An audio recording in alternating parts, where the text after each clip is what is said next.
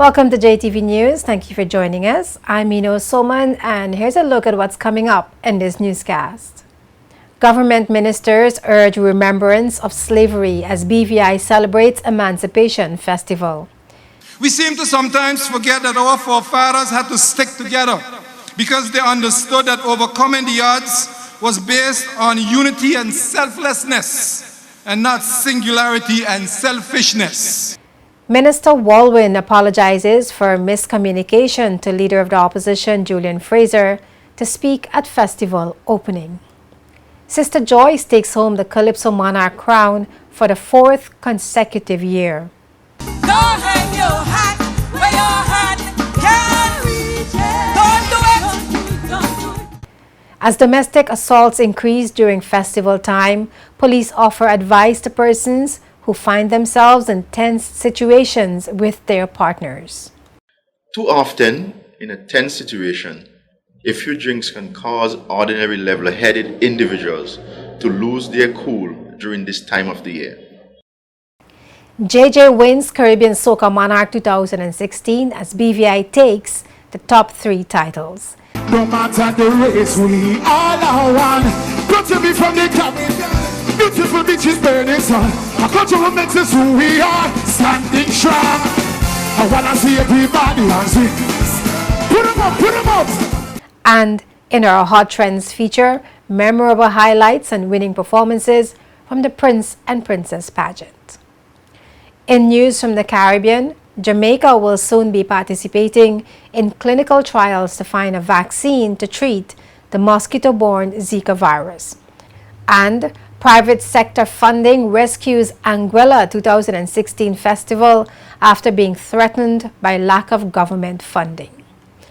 In our Medical Minutes segment, tips on how to keep your refrigerator freezer healthy, from temperature settings to how you arrange food, and how often you clean your refrigerator can all affect your health. Dr. Geronimo Jones will have that report. And I'll be back with the news and more right after this.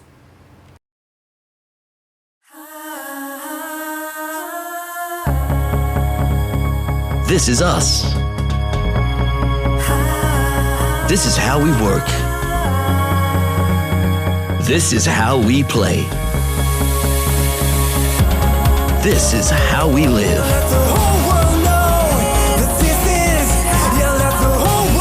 This is how we flow.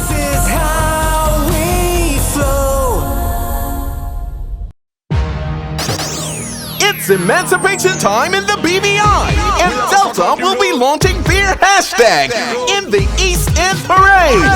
There are 50 entries left for ladies. If you want to be a part, buy $20 gas and get your on the road gear, which includes free drinks and food on the road.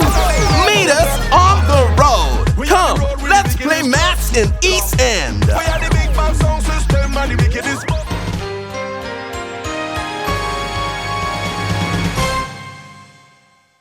And now the news. The BVI's Emancipation Festival is in full swing after the Rita Francis Festival officially opened on the night of Monday, July 25th. This exciting beginning of the annual festival featured the heritage dancers, fungi music, remarks from government and VI Festival Affairs Committee officials, as well as this year's honoree. Acting Premier Dr. Kedrick Pickering delivered remarks that centered on the remembrance of slavery and emancipation, the purpose of festival. This year's Emancipation theme reminds us that although we may come from different communities in the territory or from other parts or region of the world, our festival is an opportunity for all of us together to enjoy the milestones of freedom that has kept us building this great little nation. But we must sometimes fail never to forget that there was a time when we were seen as property with no right to determine our next steps. We tend to forget that freedom is not free. The price of freedom is eternal vigilance.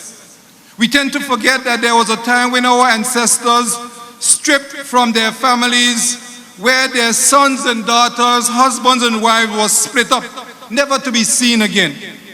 We seem to sometimes forget that our forefathers had to stick together because they understood that overcoming the odds was based on unity and selflessness and not singularity and selfishness. While you are right that we should not dwell on these things that created oppression and uncertainty for our ancestors, we must never forget that the struggle that led up to our triumph for freedom.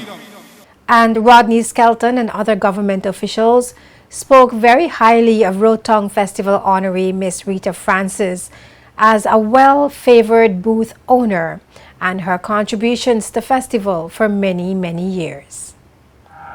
It is my honor to be able to talk a little bit about this lady that you all refer to as Rita Francis, but when I see her, I call her mommy.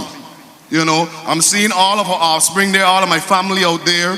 Any one of you all could have been up here presenting this wonderful stalwart of culture. Today I am pleased that this village in 2016 is known as the Miss Rita Francis Festival.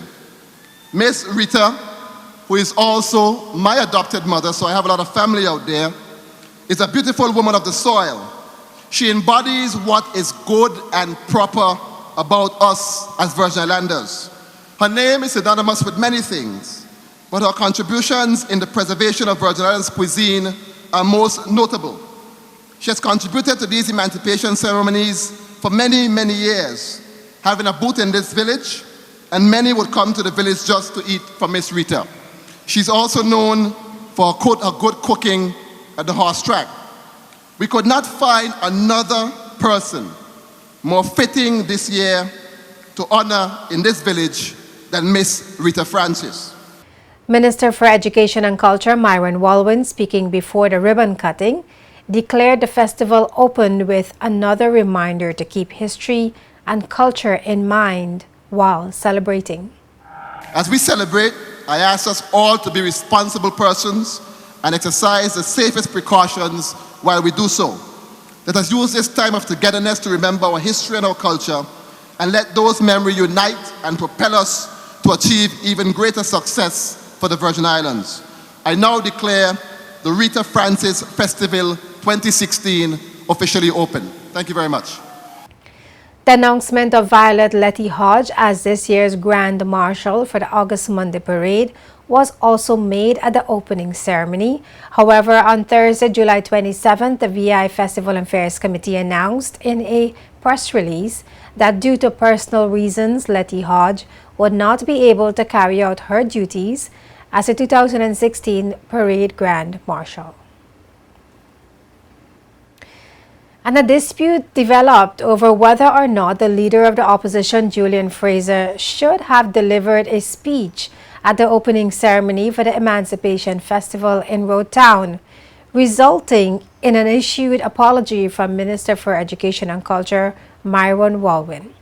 We have more in this report from Javon Reimer. Honorable Julian Fraser was listed on the program as one of the speakers at the Festival Village opening, but he later alleged that Minister for Education and Culture, Honorable Myron Walwyn, gave instructions for his name to be removed at the last minute. Walwyn has claimed that it is not customary for the leader of the opposition to speak at the opening of festival and added that protocols must be observed. Walwyn further explained that it was a public servant who mistakenly invited Fraser to speak and noted that the leader of the opposition should have corrected them instead of accepting the invitation. Fraser took to Facebook to express outrage over the matter. He disclosed that he was invited as a speaker by the Director of Culture, Luce Hodge-Smith, and explained that he was on his way to the event when he received a call stating that the Minister of Culture did not want him to speak at the function. Minister Walwyn took to Facebook as well to issue an apology in which he took responsibility for the miscommunication, but maintained that Fraser should have known that a leader of the opposition has never spoken at the opening of festival before. Fraser also received support from his colleague, Honorable Andrew Foy, who reasoned that by blocking the leader of the opposition from speaking at the launch of the Emancipation Festival, the government missed an opportunity to display unity. Online news sites have also reported that the Festival and Fairs Committee, headed by Kishma Barronville, stated that no decision was made by the committee to invite the leader of the opposition to speak at festival opening, but nonetheless apologized to Fraser for the confusion. According to Barronville, it is customary and tradition that the Premier, Minister responsible for culture, and the district representative would be the only House of Assembly members speaking at each village. Reporting for JTV News, I'm Javon Reimer. On Wednesday, July 27th, Calypsonians Falco, Mighty Mako, King Henry, King Pedro, Mighty Rocky, and Queen Shireen all attempted to steal the crown from reigning Calypso monarch Sister Joyce, but were unsuccessful as the Calypso powerhouse retained her title and crown for the fourth consecutive year. In true Calypso spirit, every artist bared their soul on stage and boldly expressed issues and concerns in their community. I went to the Premier's office to get a license for mobile go. I nearly got a fit when Dr. Smith told me no. He said, my code that is in gambling and the churches are complaining.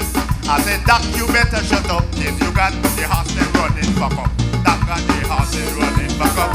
That got the horses running back up. Schools have no paper, offices neither. The roads them in disrepair. NDP means no top priority. That's what we hear. We all want festival to be great, but every year we starting late, so no time to debate. But they already coming in through the gate. 'Cause there's coming a day when the computer refuse to respond to what the program say, and they know what we gonna do, what we gonna say. You see, I know already, computer is the boss today. Winning Best Musical Arrangement and Best Lyrics for her two entries, Don't Hang Your Hat Where You Can't Reach It, and What You Balling For, Sister Joyce encouraged others to be satisfied with what they have, and also addressed people who are complaining about the government. Be content with the little that you got. Snatch some away, save it for a rainy day. Oh yeah. So I ain't gonna join the crew. Monkey see, monkey do. Oh, and Visa or MasterCard, that's all. More than water. I mean, yeah, no, like, hey. Don't hang your hat where your hand can reach it. Don't do it. Don't hang your hat where your hand can reach it. I ain't got no big broad smile to smile again. No sir. Take a look around. Tell me, are you satisfied truly with the direction NDP taking our country? If it's yes, pick up your chest. Your government is the best. If it's no, don't be a hypocrite. Tell them so. Instead of harassing me to sing and chastise NDP on election day, majority vote NDP all the way. Second place went to Queen Shireen, while Mighty Rocky finished third, and King Pedro secured the fourth place title. And as festival Emancipation celebrations in Rotong hits the high point with the Grand Parade on August Monday, East End and Carrot Bay are promising an exciting lineup of entertainment and activities. The Eastern Village, named in honor of Andrew Charlie Turnbull, is set to open on Tuesday, August 2nd, featuring entertainment by Militant, Javinci, James E.P., I-Octane, and many more local and international performers. And on Wednesday, August 3rd, the popular East End Rise and Shine tram begins at 4 a.m., featuring the Venomous Poison Band and the annual parade is scheduled to start at 1 p.m. Over in Carrot Bay, the village is opening on Thursday, August 4th, honoring Melvin Hyman this year for the annual Fisherman Tournament. Thursday is Rep Your Flag Day with lots of entertainment by local and regional artists, ending with Kez the Band. The cultural fiesta will be held as usual on Friday, that will be August 5th, with children races, donkey races, and tug-of-war. The nighttime entertainment at the village will be a festival glow party headlined by Christopher Martin, Crossfire, and Vibe. Saturday will be the boat race and the VI Classic Car Show. You can find a detailed lineup of all events and schedules on JTV Channel 55 Facebook page. And still to come on JTV News, police say there is usually an increase of domestic assaults around festival time and has some advice for the public. We are asking men and women who find themselves emotionally charged and on the brink of losing control during this time to take a time out, choose to walk away. And BVI takes top 3 titles in its first Caribbean Soca Monarch competition. No matter the race, we all are one. Got to be from the Caribbean. Beautiful beaches, burning sun. Our culture will make us who we are. Standing strong. I wanna see everybody on swing. Put them up, put them up. Plus memorable highlights and winning performances from the Prince and Princess pageant. But first, we have other news making headlines in the Caribbean. Life is like a mountain you must climb. Life is like a treasure you must find. A baby learning how to talk. With just one step begins to walk. One step at a time will lead you to paradise. Your dreams are there to find. One step to paradise. Welcome to the JTV News Caribbean News Report. The U.S. Virgin Islands Department of Health has reported 9 new cases of Zika. The total number of confirmed positive cases in the USVI is now 65, 19 cases on St. Croix, 45 cases on St. Thomas, and 1 on St. John. While Zika is primarily spread by infected Aedes species mosquitoes, the virus can also be spread sexually. According to Caribbean News Now, the USVI Commissioner of the Department of Health, Michelle Davis, stated that in response to the rise in Zika cases and the recent discovery that Zika can be transmitted sexually, the Department of Health is hosting a series of public forums to ensure that the public and physicians have the latest information to protect themselves, their family, and their patients. And Jamaica will soon be participating in clinical trials to find a vaccine to treat the mosquito-borne Zika virus. Jamaica's Minister for Health, Dr. Christopher Tufton, said the island's participation is part of an international study and fight against Zika. The clinical tests are supported by the World Health Organization. Tufton said a vaccine could become available within a year. Jamaica is among some 65 countries fighting Zika, and the health minister reiterated that the virus isn't going anywhere in a hurry. Jamaica has recorded 44 confirmed cases of the Zika virus, but there are more than 3,000 suspected cases. Cayman Islands Deputy Premier and Tourism Minister Moses Kirkconnell said he expects a cruise berthing deal to be struck before voters hit the polls next Monday.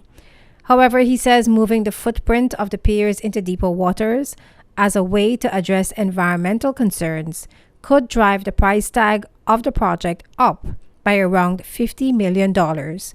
Cayman 27 Joe Avery reports. Deputy Premier and Tourism Minister Moses Kirkconnell says reorienting the cruise piers into deeper water to lessen environmental impacts was the right decision to make. We didn't limit it to deeper water. We asked them to change the degrees of the piers, but to have a relook at it and taking the value for money out of it and placing that money on the environmental aspect of it and saying, We want to know, even if it costed more, how much less environmental impact would there be?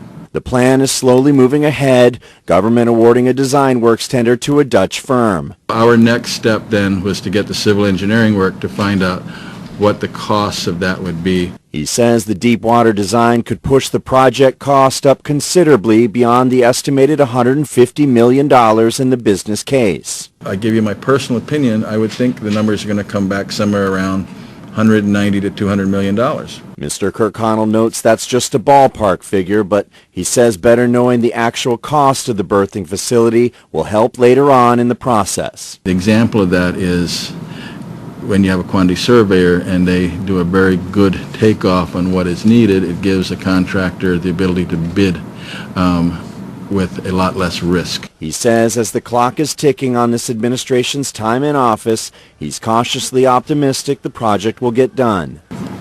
If we didn't, we wouldn't be working to do it. Joe Avery, Cayman 27. The Cayman Islands government is aiming to reach a deal with cruise lines on a financial model for the cruise port expansion project. St. Lucia's National Security Minister has blamed the recent spate in gun-related crime on resurgence in gang activity in that country. Furthermore, he says the controversial impacts report is affecting police morale and the law enforcement agency's capacity to counter the threat. More in this report from HTS News Force. It appears that all roads lead to impacts. That is essentially the sentiment being expressed by National Security Minister Senator Hermangild Francis amid an uptick in gun-related activity over the past month. The community of VA4 recorded a double homicide after two men in their early 30s were gunned down in the streets last weekend. Senator Francis lamented the inability of young men to settle their differences amicably. Nevertheless, the National Security Minister, alluding to resurgent gang activity, asserts that the problems are deep-rooted. He says local gangs are now engaging in turf battles, but there are factors which may be hindering the ability of the Royal St. Lucia Police Force to tackle the scourge effectively. There is an increase in the seizures of cocaine on island by the police, so that suggests that it seems that the drugs are getting into here and the persons are now fighting for turf. There's a number of reasons why people say crime escalates. They talk about poverty, they talk about unemployment, and also machoism. We just have those young persons not being able to deal with the problems in an amicable way. And that is causing some problems for our citizenry. It also putting pressure on the police. We all know that there is this impacts report hanging over the heads of the police officers, and no matter how much persons are going to say that this doesn't affect the police force, it affects the morale of the police. Senator Francis explains this is one of the primary reasons behind the government's attempts to address the fallout from the ill-fated Operation Restore Confidence, and more specifically, the United States government's sanctions against the RSLPF. In the interim, the National Security Minister points to the recently enacted use of force policy guidelines on the rules of engagement with criminal suspects. The police know for a fact that if they have to take action, the action must be proportionate to the threat. So there are stages in which you need to be able to step up what you're going to be doing. Initiated in February 2011, Operation Restore Confidence was a police anti-crime offensive aimed at quelling an upsurge in the gang-related violence, particularly in the inner city. The operation resulted in allegations of extrajudicial killings by police and the subsequent imposition of the Leahy Law by the U.S. State Department in 2013 that restricts security assistance and training to the Royal St. Lucia Police Force. An investigative team from CARICOM Impacts conducted a probe into the killings, as well as the initial law enforcement investigations and subsequent inquests. Miguel Favre, HTS News Force. And Anguilla's Minister for Social Development, Evans McNeil Rogers, dispelled rumors that there would not be any Anguilla Festival due to a lack of money. Anguilla's festival is being held from July 28th to August 6th, and the cost is expected to move beyond the usual budgetary provision of about $350,000 to $550,000. Chairman of the Anguilla's Festival Committee, John Benjamin, told the Anguillan that at one point it didn't look like they were going to have a summer festival this year because of the financial situation. Benjamin said the private sector stepped up with funding to help with festival. The government of Anguilla has been coping with a banking crisis as well as a cash flow problem. It still owes up to $400,000 in services for past festivals. And coming up next on JTV News. As domestic assaults increase during festival time, police offer advice to persons who find themselves in tense situations with their partners. JJ wins Caribbean Soca Monarch 2016 as BVI takes the top 3 titles. And in our Hot Trends feature, memorable highlights and winning performances from the Prince and Princess pageant.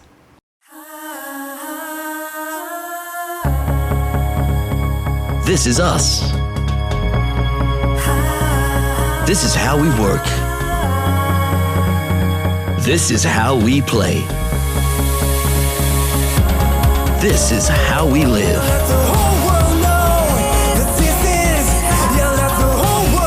This is how we flow.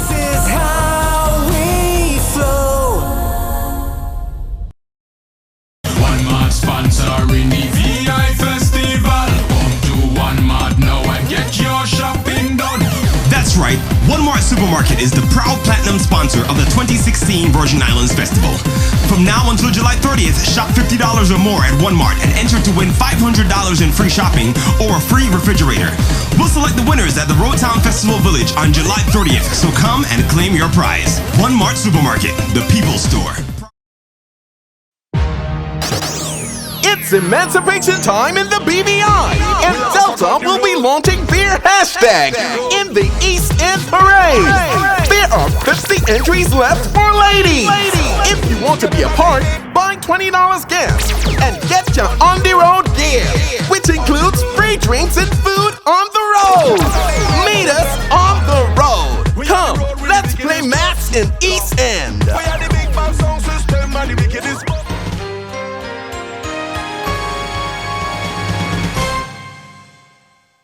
Welcome back to JTV News. The Royal Virgin Islands Police Force is making preparations for a safe festival season, placing the protection of life and property as a high priority. And to achieve this objective, a number of police officers, both in uniform and plain clothes, are patrolling the streets to ensure public safety. Commissioner of Police Michael Matthews noted that the Royal Virgin Islands Police Force wants little or no disruptions. However, actions will be taken if it becomes necessary. Be assured that our officers will be conducting regular searches of persons and vehicles suspected to be carrying offensive weapons, particularly in or around festival events and village sites. This is in order to ensure the safety of members of the public attending or participating in the events. We will also be decisive in removing persons who are displaying conduct that promotes disorder, and the public are all encouraged to also report any such activity so that everyone can enjoy the emancipation activities. We're going to do our best to keep incidents to a minimum.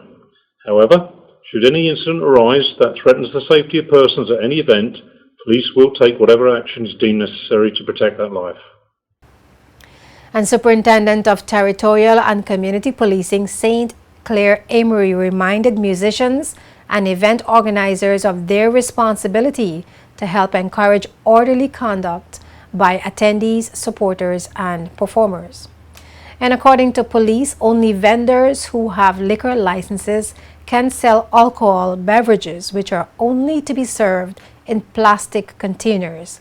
Bottles are strictly prohibited in the village or at any festival event.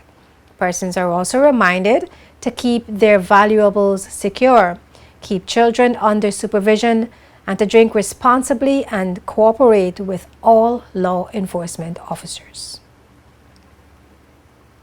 Meanwhile, Sergeant Kendall Bob of the Royal Virgin Islands Police Force Family and Juvenile Unit says that while the annual festival celebrations should be enjoyable, typically this time of year there is an increase in the number of domestic assaults. He is urging individuals to take a time out instead of resorting to violence or abusive behavior. Too often, in a tense situation, a few drinks can cause ordinary level-headed individuals to lose their cool during this time of the year. So can the rage caused by feelings of betrayal in a suspected affair, either by a boyfriend or girlfriend, husband or wife. The message from the Royal Virgin Islands Police Force is, take a time out. We are asking men and women who find themselves emotionally charged and on the brink of losing control during this time to take a time out. Choose to walk away, get some fresh air, and sort it out tomorrow when heads are clearer. Let it go for now and save yourself the humiliation of a police station or hospital visits, nasty injuries, court time, and charges that can lead to time in prison. The Family and Juvenile Unit is also urging parents to make the necessary provisions for the proper supervision of children so that they are not abused or neglected, to ensure that they have a safe and enjoyable Emancipation celebration. After successfully staging the BVI Soca Monarch show for the past 3 years, organizers included regional artists this year for the first Caribbean Soca Monarch competition in the BVI, which saw an array of stunning performances resulting in stiff competition. Nia Douglas has this report. The highly anticipated Soca Monarch competition held on Saturday, July 23rd, featured both local and regional artists, but it was the 3 BVI Soca artists who delivered outstanding performances, taking the crown and runner-up titles. Javon J.J. Parsons was the winner of the night, taking home the cash prize of $10,000. United we stand, divided we fall. No matter the race, we all are one. Got to be from the Caribbean, beautiful beaches, burning sun. Our culture will make us who we are, standing strong. I wanna see everybody and see. Put them up, put them up. Let me weave them, oh yeah. So somebody shout it out and just test. Let's go. If you're perfect where you're from, get the hands up. I want to see colors. Hey, harmony, harmony. I want to see colors. Colors from each and everywhere. We've been up like you don't care. I want to see colors. Be More, the 2014 Soca Monarch, followed closely behind JJ, leaving the competition with the runner-up title.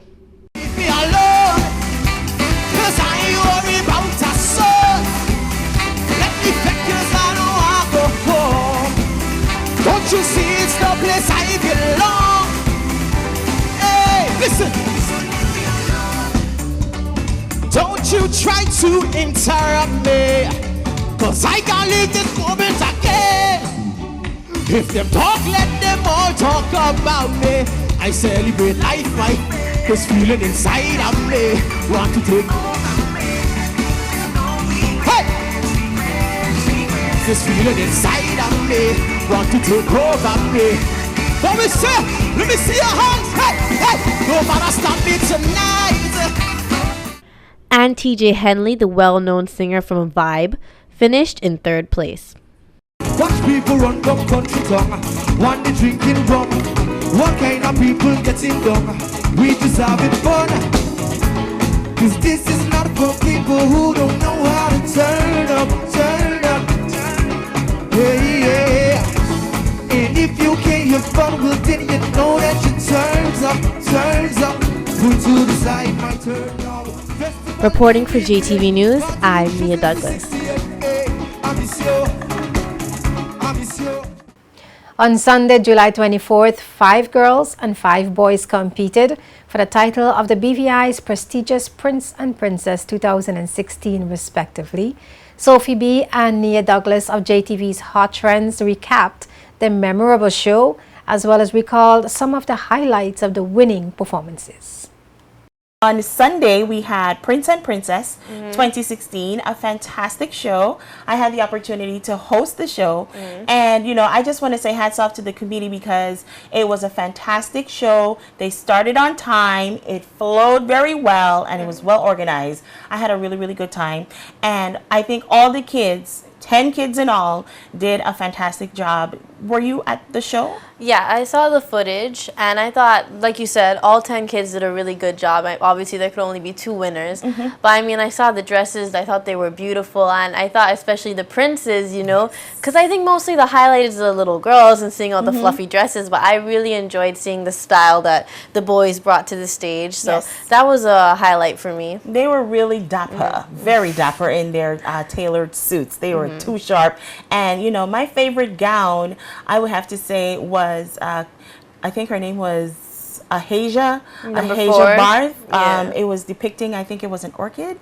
It was really gorgeous, pretty. very beautiful. And of course, the winner, Miss Jada De Castro, her gown was also beautiful. I think these parents went all out. The chaperones went all out in terms of preparing these kids. And what I realized is that we have such well-rounded children in the BVI, and I can see that the parents are really taking their time with the kids and helping them, you know, get their craft, get their talent a little bit better.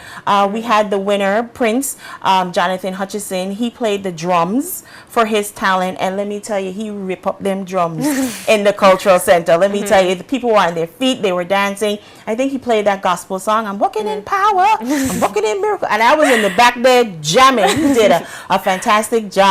At one point, he used only one stick to beat the drum, and it was fantastic. And Jada, did you enjoy her talent? Yeah, and it was about bullying, I remember. So she tied it into her platform really well, if you could call it that. And I remember she had these 2 ribbons, and she was pulling back and forth, and it seemed really mature for a little girl, but she executed it very well. I mean, it had a lot of emotion, but I thought she did a really good job in conveying that, and she kind of tied the bully and the victim together, and I thought it was very deep. Yes. It was very deep. At one point, I was starting to get a little teary-eyed because, as you said, it was really deep, and, you know, you can see her passion in it. I think she's a trained dancer. She's not just a regular dancer. You can see that she was trained, and she did a wonderful job. I think all the kids, I wish all of them are winners, but if all of them could have been crown prince and princess, that would have been neat, but they really did a fantastic job. And all of them did walk away with a crown, a participant crown. I love how they do that, you know, so none of them feel like, you know, they did all of that work for absolutely nothing. So hats off to the committee once again. You guys did a fantastic job. Janine, Jean-Louis, and your team. Thank you for having me as a host. Also, shout out to Shane Liebert. He was there with me as well. He was the co-host for the evening and did a fantastic job as well. You can watch the entire Prince and Princess 2016 pageant right here on JTV Channel 55. And coming up next on our Medical Minute segment, maintaining a healthy refrigerator, what you should know. You want your refrigerator to be at 35 to 40 degrees and your freezer to be at 0 or below. Dr. Geronimo Jones is next with that report. Stay tuned.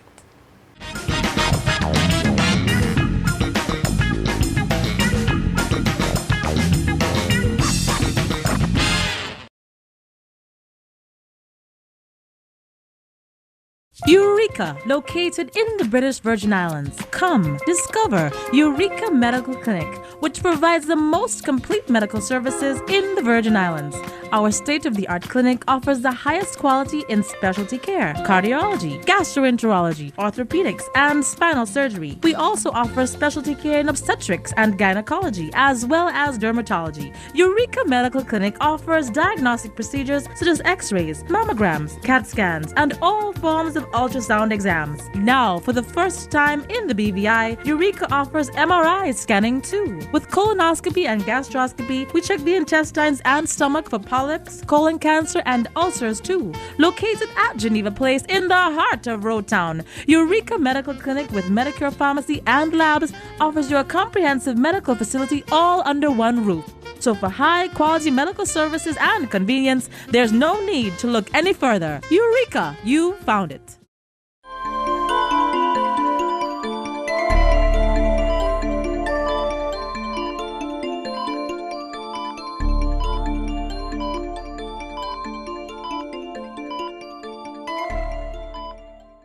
Is your refrigerator, freezer healthy? When was the last time you checked the temperature in your refrigerator? Do you know which degree range is best or in your freezer? Where you set the temps, how you arrange the food, and how often you clean your appliance can affect your health. In this Mayo Clinic Minute, Jeff Olson speaks with a registered dietitian from the Mayo Clinic Healthy Living Program about a plan for a healthy refrigerator freezer.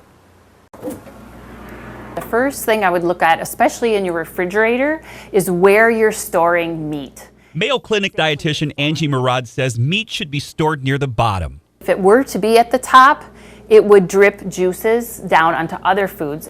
If you see a spill, clean it up right away and use warm, soapy water to wipe down the whole compartment at least once a week. Also, don't load the refrigerator the same way you pack your suitcase. Leaving a little space creates better airflow and a more even temperature. This will ensure even freezing of your foods. And two, you can also identify them a little bit better. Labels will help too. Include the name of the item and the freeze date. And make it a routine to check the temps in your fridge and freezer. You want your refrigerator to be at 35 to 40 degrees and your freezer to be at 0 or below. Finally, do a regular inventory of what's inside here. A freezer shouldn't be a food time capsule. Angie says a 6-month time frame is a good rule of thumb for storing most foods, but my rule is when in doubt, throw it out. For the Mayo Clinic News Network, I'm Jeff Olson.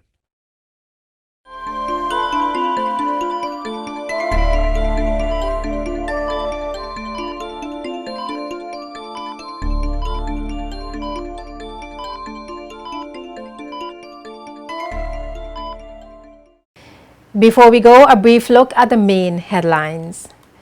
Government ministers urge remembrance of slavery as BVI celebrates Emancipation Festival. Minister Walwyn apologizes for miscommunication to Leader of the Opposition Julian Fraser to speak at festival opening. Sister Joyce takes home the Calypso Monarch crown for the 4th consecutive year.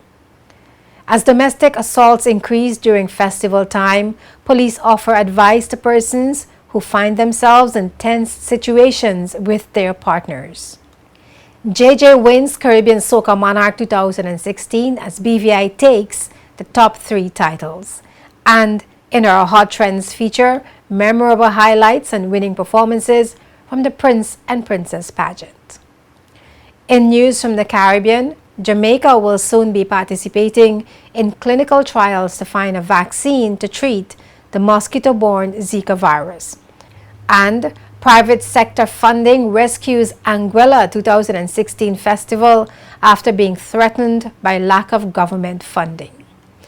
Just want to remind you that you can find all the news stories featured in this newscast as well as previous newscasts on our website jtvlive.net. Additional information and news updates can be found on JTV's Facebook page, facebook.com/JTV55. If you haven't already, please visit our Facebook page and let us know that you like us. Of course, all our news features, press conferences, and JTV's television programs can be found on JTV News YouTube channel. You can subscribe for daily uploads. We welcome your questions and comments. You can email us at jtvnews@hotmail.com. For the entire news team, I'm Ino Soman. Thank you for watching.